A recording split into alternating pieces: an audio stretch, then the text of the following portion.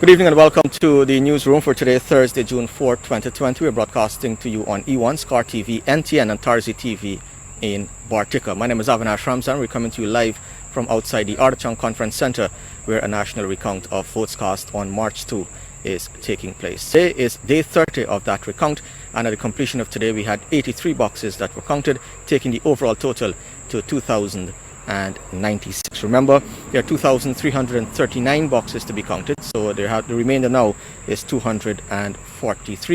Today, the last two boxes of regions 6 and 10 were completed, so it's all region 4 at the moment, and we all know the region 4 boxes and the issues they had that would have led to a national recount here at the Artichon Conference Center.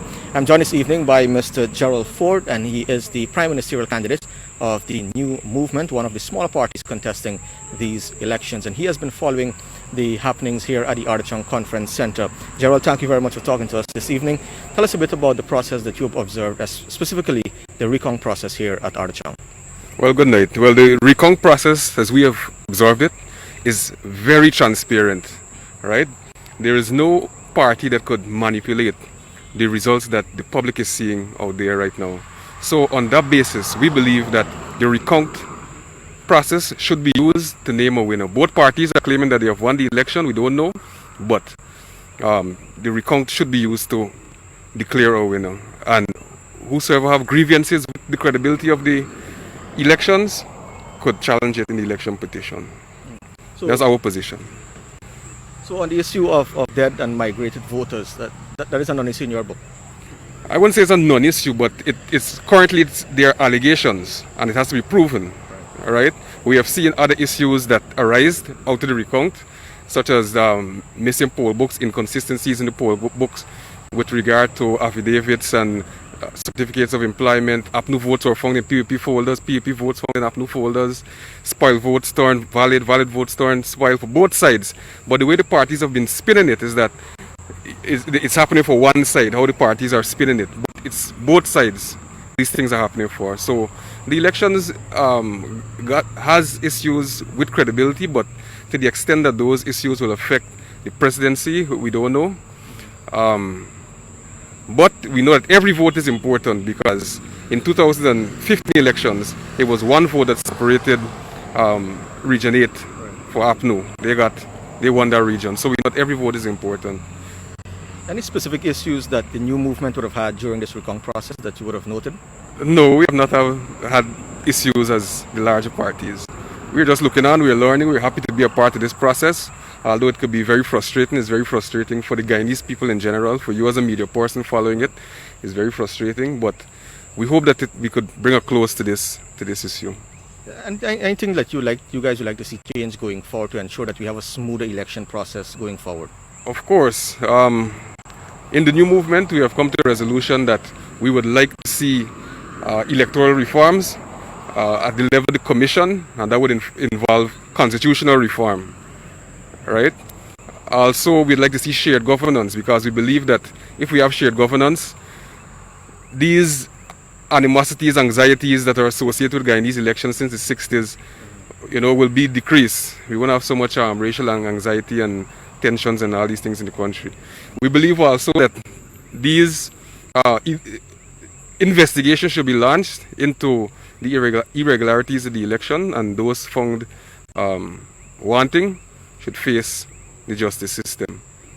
Also, it wouldn't hurt to have electronic voting, so you could have faster, credible elections, because the gap between the day of casting a ballot to when the elections are declared cause a lot of anxiety, and people spin a lot of propaganda, and it could be very bad for the country. So those are some of the changes that we would like to see in the New Movement. All right, finally, you guys would have had a joinder with the Liberty and Justice Party and the New and United Guyana. Based on the numbers you guys have seen, how do you think you've done at these elections? Well, as you know, the joinder, this is the first time we have attempted a joinder in Guyana's history. And it looks very good. Given that both parties are claiming victory, I think it's okay, it's fair for us to be hopeful that we could have a seat and bring a balance to the party. That's the main reason the New Movement was created, so that we do not have majority government, so we have a minority government, so we could have greater checks on whichever side, because both of them we know act in excess sometimes. Thank you very much. All right, no problem. Mr. Gerald Ford, the Prime Minister candidate of the New Movement, talking to us there about the recount here at the Ardachin Conference Center. Of course, today, day 30 of that recount, 83 boxes were counted, taking the total 2,096. Remember, there are 2,339 boxes to be counted, so the remainder now is 243 boxes to go. I'm joined now by Dexter George, and he is from Change Guyana, one of the other small parties contesting these elections. And of course, he has been part of the tabulation process. Dexter, tell us a bit about the process. The last 30 days you've been here observing what's been happening. Good evening, everybody. Good evening, Avenash. For the last, I should say, 31 days, because we were here from the day before it started, we've watched how everything has evolved, the different complaints being made, or allegations or inquiries. Let me use the words that they're using, and we've watched them evolve over the period of time. But the numbers are still remaining of what was declared previously. So in the tabulation area where the numbers are finalized, any errors or doubts that someone may have about the numbers for the SORs has been produced, we overlook that there. So if there's a number that doesn't sit well, then we remove it from the tabulation process, have it queried, and then we re-enter it probably the following day. Today we did a tabulation of box, let me get these numbers right, 4583 and 4549. Of course, these boxes would have been counted yesterday and earlier today, but in the tabulation process in box 4583, we get to realize that there was 109 general ballots that were rejected.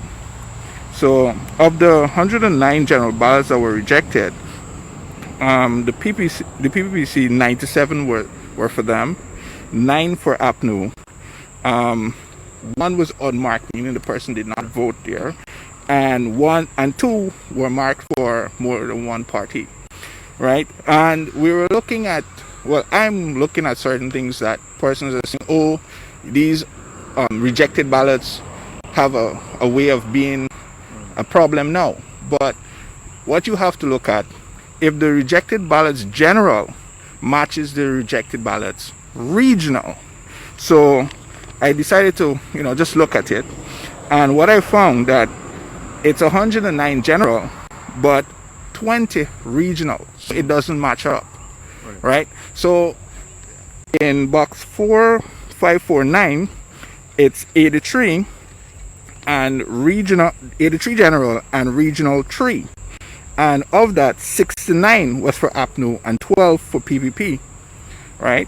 So in the general aspect. So the thing is that what we're trying to see now is that in one note even left by the PO, that she said that, look, she was doing her work, busy with the persons coming in, coming out, and she left the APO to do her job. And when she realized what was going on, the APO was folding the ballots incorrectly and placing the stamps, the 6-digit stamp. So by that happening, it resulted in general ballots not getting the official mark, right? Persons came out days before and including yesterday and said, you know what, they have ballots that don't have the stamp, and they just say that's it. Right. And then you find other ballots with 2 stamps.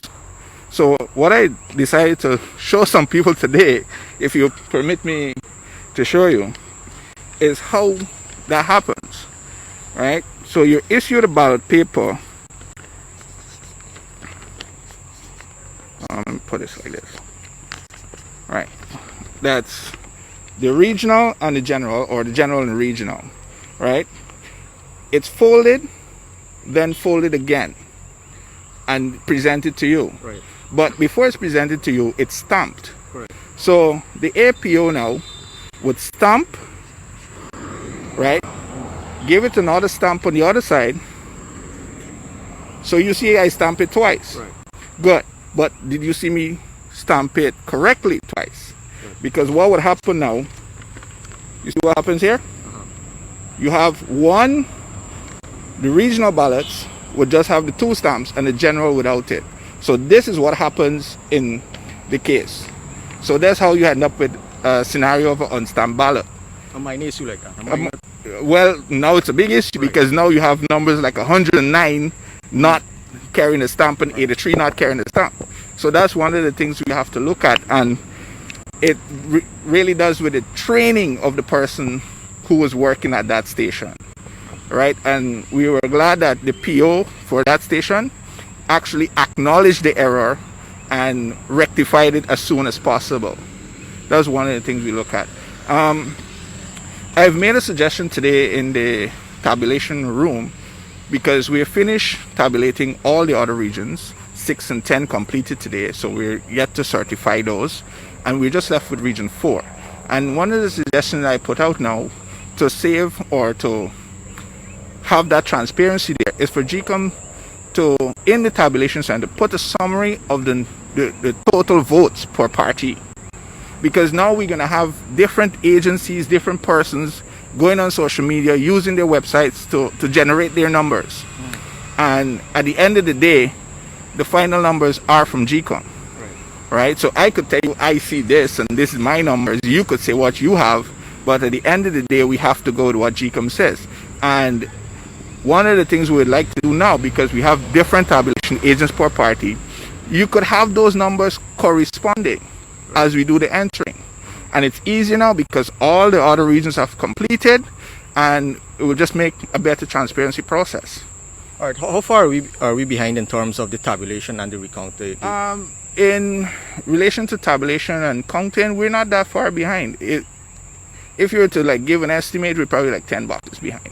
Oh, so we could end together? We could probably end together, but there's that process where a box is finished counting. It needs to be reviewed by the CO, and then it comes to the tabulation room. So it depends on how fast they get that done. The secretariat reviews that issue, gets it done, then we could probably finish the same day. But if there's an issue and they take some time to deliberate on it, then probably a day after. Off here, you're saying 2 days remaining? Yeah, I was saying that because if we're looking at the number of boxes remaining and we're pushing to do 90 boxes or probably 100 boxes a day, then the workstation should be finished within 2 to 3 days, and tabulation would probably finish the day after. So it's a way ahead of time than the 16th schedule, and now we just see if they're going to use all those days to deliberate, which is unnecessary to my opinion. Thank you very much. Thank you. Dr. George here of Change Guyana, talking to us about the tabulation process in the national recount of votes cast on March 2 here at the Artachong Conference Center. Continuing with our coverage now of the elections, let's tell you quickly that the members of the United States Congress have written to the incumbent President David Granger, urging him to ensure that the 2020 results to be declared from the recount process is internationally recognized. In a later dated June 4, the 5 members of the U.S. Congress said that the president's leadership role during the recount process is critical to Guyana's continued respect for the rule of law. They noted that President Granger's place in Guyana's history will be secured by ensuring an internationally recognized declaration of results consistent with the laws of Guyana. The members commended President Granger's commitment, quote, to honor the results and your attempts to address the concerns of the Guyanese people, end quote. They also made a subtle case for the president to allow international observers to return and observe the remainder of the electoral process here so that they can verify the integrity of the process and the final results. President David Granger has denied 2 requests by the Carter Center Observer Mission to return and observe the recount of votes cast on March 2. The Carter Center has played a crucial role in Guyana's elections since 1992. Stay tuned to the newsroom. More news still ahead. We tell you now that with the national vote recount exercise still ongoing, the incumbent APNU AFC is pressing the Guyana Elections Commission, GCOM, to say what it intends to do about allegations put forward by the coalition of voter fraud. Speaking at a press conference that was attended by a lone private media entity and broadcast live on the National Communications Network on Thursday, Harmon accused PPP elements of forcing a delay on these issues of fraud. Since May the 30th, when the Partnership for National Unity and the Alliance for Change dispatched over 11 letters to the Guyana Elections Commission, on investigations we requested of irregularities which were unfolding, there has been no direct response by the Elections Commission to these letters. We sent another 5 letters to GCOM on the fraud that is piling up. The Commission must with certainty make its position known on these issues that put the credibility of over 90,000 votes into question.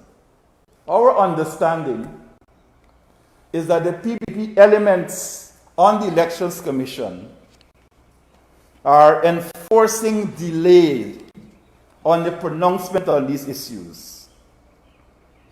We will have to get a decision from GCOM on this matter.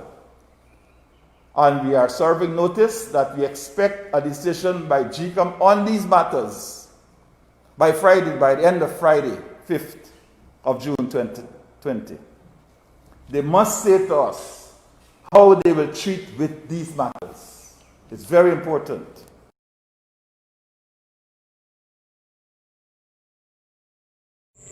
We tell you now that a private sector commission, the PSC, on Thursday urged all political parties and citizens to keep the peace and accept the results of the recount process. The call comes as the Guyana Elections Commission GCOM is nearing the end of the recount process.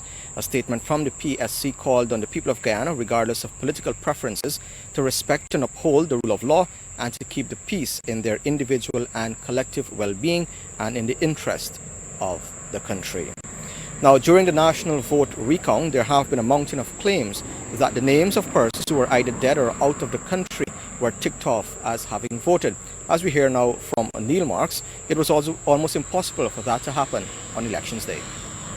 Was produced by the Guyana Elections Commission. It was a guide for all voters on Elections Day, laying out every single step they needed to take. The first thing a person did was to check the list outside of the polling station to see if their name and other details were on the official list of electors. Now, some polling places had different polling stations, so if you weren't sure where you had to vote, you could simply check with the polling clerks.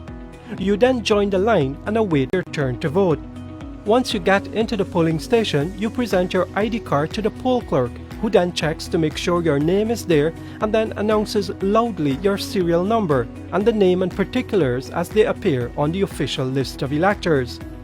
The poll clerk then places a tick to the left side of the serial number, and then you are given your ballot paper to go and vote. Once you are done voting, you place your right index finger into the little container with the ink and then place your ballot paper in the ballot box and you leave. Now, could you have returned to that same polling station to vote again in the name of someone else? You could have tried, but it would have been difficult. The most obvious reason is that your finger would have already been inked, and so you would not have been allowed to vote again. But there's another crucial reason why you could not have been allowed to vote again. That reason is this. It's called the folio, the sheet of paper which has all the necessary details of persons on the electoral list. It would have your photo, your full name and your occupation, the name of your husband or wife, the name of your mother and father and their places of birth. So let's say, for example, you turned up at the polling station claiming that your ID card was either lost or stolen. What happens? The election staff will go through that folio to make sure that you are who you say you are. Now keep in mind that the party agents from the area would have been working at that particular polling station. So if you show up to vote in the name of someone else, they would likely know that you were lying, and you could either be thrown out or be handed over to the police. It was the Chief Elections Officer, Mr. Keith Lowenfield, who himself made it clear just the amount of persons who would have had access to that folio. In each of these polling stations, we'll be having our GCOM presiding officer and probably an assistant presiding officer, along with agents of all the parties who would have qualified to be on the ballot. These agents will be in receipt of a folio. The folio contains the names of all the electors for that particular polling station. In addition to the names, there is some other biographical data that speaks to, no doubt, your address and date of birth and things of that nature. And so voting in the name of someone who is dead or someone who may have been out of the country on elections day would have been almost impossible. The Immigration Department has told the Guyana Elections Commission that there were some 172 persons whom it checked out that were out of the country, but that APNU plus AFC claimed voted on elections day. But as the days go by, many of those persons on that list have come forward to say that that is certainly not true. My name is Deshpati, and I live at 96 Development South, West Coast Demerara. On the 2nd of March this year, 2020, I voted at the Saraswat Primary School. I also worked all day that day as a candidate to the poll. So I don't know how my name has appeared that I was out of the country, yet I voted. This has really depressed me and I feel very upset about it. My name is Sursati Ramnaran. I live at Latsemte, Philadelphia East Bank Escape. I vote at Philadelphia Nursery School, and this is my ID card. I didn't leave the country. Good afternoon, I'm Kamini Kumari Singh, ID number 152325503. I've been a resident of Cornelia Ida continuously for over 10 years, and I have voted on 2nd of March 2020 at Cornelia Ida Nursery School at around 3:15 p.m. I am alive and well, and I am greatly disappointed that my name has cropped up on that list. Yeah, that people overseas. And that I was overseas. Of course, there would have been instances where the GCOM staff made mistakes or errors, such as not stamping the ballot paper correctly. But all the local and international observers said that the Elections Day process ran smoothly, that it was credible. Those observers included President David Granger himself, the leader of APNU plus AFC. Everything was in order, the staff was in place, they had all of the materials. I have not received a single complaint in all of the stations I've visited. I've been visiting stations for nearly 3 hours now. And the staff are aware of their duties and they are performing their duties efficiently. There's of course tremendous enthusiasm in the stations, in all of the places I've seen. And I expect there's going to be a massive turnout, and I think the people of Guyana should be happy that this democratic process is moving smoothly. The international observers should have nothing to complain about. We have noticed a few anomalies and maybe abuses, but the agent, Mr. Harmon, is going to make a note of them and raise these matters with the Elections Commission. As far as I'm concerned, the process is going very smoothly, and I think Guyanese, as far as I can see, should be satisfied that the Elections Commission is administering these elections as it is authorized to do in an efficient manner. And so once the voting was complete, there were no complaints, including from APNU plus AFC, which had declared that the polls were credible, free and fair. And so the counting of the ballots began. The PO or the POs and the agents will affix their signatures to the statement of poll for that particular station. Each of the signatories will be provided with a copy of that statement of poll. So the PO has his copy, there is a copy for the returning officer, there is a copy for the chief elections officer, and there is a copy for each of the agents of the respective parties at those polling stations. The only copies of those statements of poll we have not seen are those that Mr. Lowenfield himself has and those that APNU plus AFC has.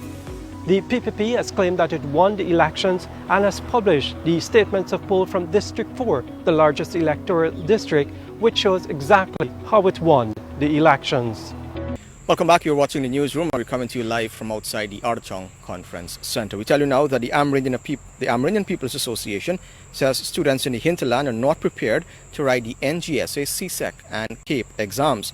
Governance and Rights Coordinator for the APA, Laura George, pointed out that the students are at a disadvantage with little to no access to the internet and other learning services. In an interview with the newsroom, she noted that the coronavirus pandemic exposed the gaps in the education system and the results from the examinations will not be reflective of the students' true potential. We understand, we're getting word that there will be, steps to ensure that the children have masks, the children wear their, social distancing, follow the social distancing measures. But it still raises the question of the end result that when children would have received their scores, how valid, how reliable, how credible might these be, understanding that students are forced to write the sit-on examination in these conditions, right? So those all raise questions of, why the push and the rush to get this done. Our children's health, our children's safety should be paramount over acquiring some, academic paper at this moment in this time. In addition to the setbacks that indigenous students and hinterland students have always been experiencing with regard to the access to quality education. Quality education, not in the sense that they don't have trained teachers or teachers who don't work hard enough. We have teachers who work very hard in the hinterland. But it's really the access to the quality and the similarities and as those on the coast or in Georgetown. Suddenly bringing children back into a classroom situation to write exams, we are concerned about those situations that, there was some effort to get working papers. There are e-learning channels or the learning channels, but children generally, a large number of indigenous children, students, would have not have access to the different devices or to the learning channels itself.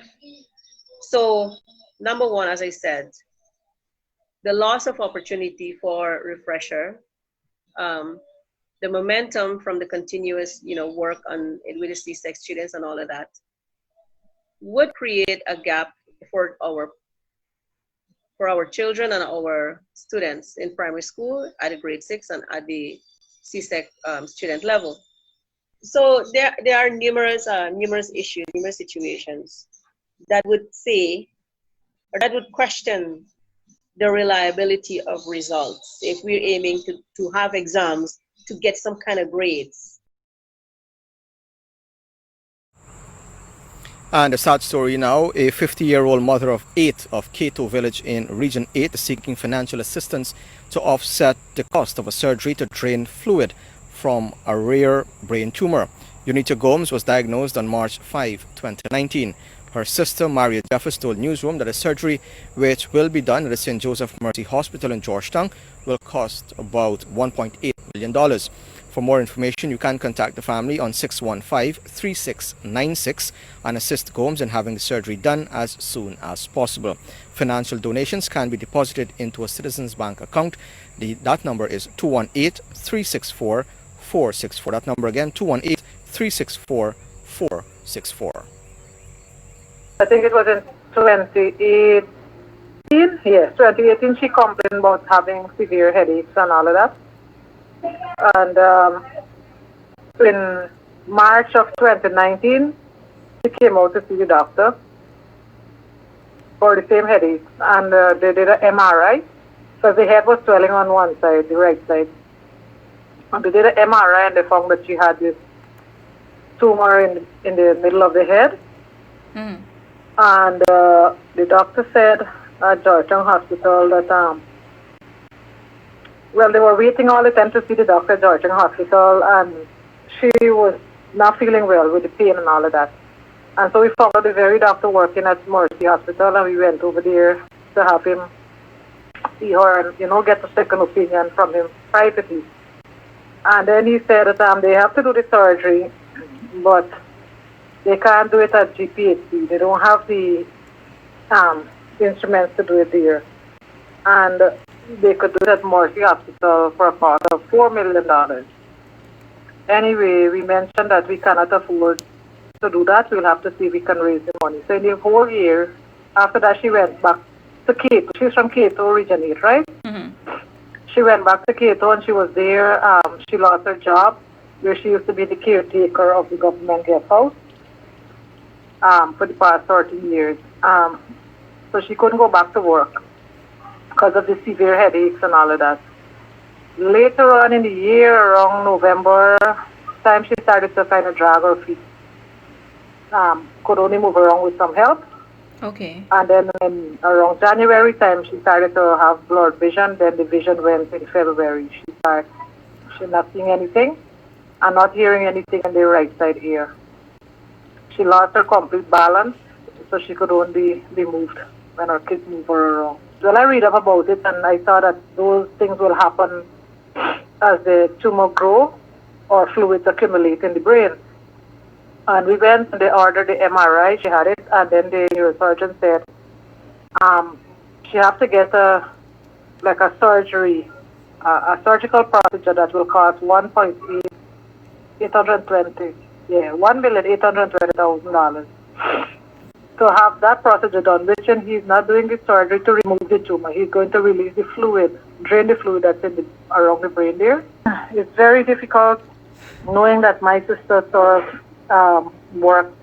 took care of government officials in the past and present government because she is the caretaker of the guest house. She cook and do everything for them. And knowing that she just went down, they just wrote her off of the payroll. She lost all her NIS, everything, nothing. And she's just there now waiting maybe on her time if we don't get it help as soon as possible. And we have an update now to that story. Guyana's lone neurosurgeon, Dr. Avenash Ramzam, after seeing the newsroom's online story, offered to do the woman's surgery free of cost. The St. Joseph's Mercy Hospital has since agreed to offer their services for free, and that surgery is expected to be performed on Monday. So kudos to Dr. Avenash Ramzam and the St. Joseph Mercy Hospital for coming to the aid of the family during this difficult time. Now, 7 more persons have recovered from COVID-19, bringing the total number of persons who have recovered from the COVID-19 in Guyana to 77, and the country has not recorded any new cases of the coronavirus for the 4th consecutive day. To help in the fight, the United Nations High Commissioner for Refugees donated 48 prefabricated housing units to assist families. The Deputy Chief Medical Officer, Dr. Karen Gordon-Boyle, on Thursday said these units will be used by families who have been in contact with a positive patient but do not have the space at home to self-quarantine. The situation in Guyana as of the 4th June 2020 is as follows. As of today, of the 20 tests done, there are no new cases. Our COVID-19 deaths remain at 12, and the number of confirmed cases, 153. To date, the total number of persons tested is 1,719, with the total number of negative cases being 1,566. We currently have 77 persons that have recovered, 64 active cases in institutional isolation, 3 patients in the COVID ICU, and 25 persons in institutional quarantine. Fellow Guyanese, the United Nations High Commissioner for Refugees has donated 48 prefab housing units to the government of Guyana to help in the fight against COVID-19. Region number 5 is the first to benefit from this initiative that will greatly assist the regions in their efforts to cater for patients affected by the coronavirus disease. These units will be set up in every region with special attention to the very remote locations. The Ministry of Public Health wishes to publicly acknowledge the donations and expresses its profound gratitude to UNHCR and looks forward to future collaborations. the latest update there on the COVID-19 situation in Guyana. Meanwhile, an asymptomatic COVID-19 patient is in isolation for 72 days and counting, and he has no idea when he would be allowed to return home. The patient spoke with the newsroom Thursday from the Ocean View International Hotel at Liliendal, which is being developed as a COVID-19 hospital. The 33-year-old patient prefers to remain anonymous for fear of discrimination and victimization towards him and his family. Listen. I'm here so far, and I'm getting no symptoms. You're still in quarantine? Yes, I'm in Ocean View. What are the health officials saying? Well, they just come in and they test pressure and sugar and temperature in the morning, and everything is normal. So I'm not experiencing no symptoms of the virus. So I could be able to say, well, I'm experiencing this or whatever. But he was in bed since the 16th of March. We was in bed. And it's 21 days after, then I get my first positive. They did my first test.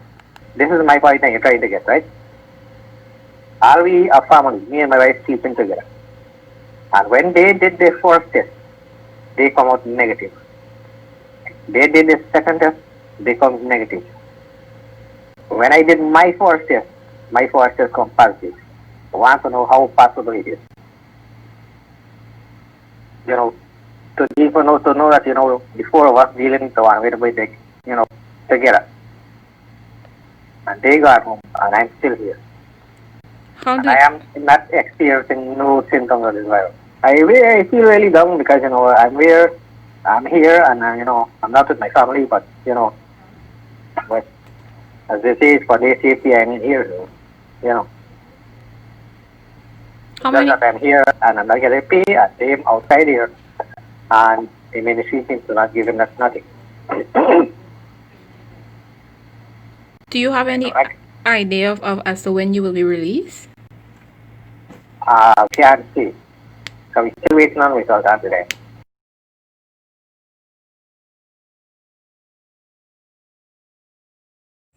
And in an update to that story, that patient's COVID-19 results returned late on Thursday and showed that he's positive for disease. The weather and bridge reports along with sport are still ahead. Stay tuned. You're watching the newsroom.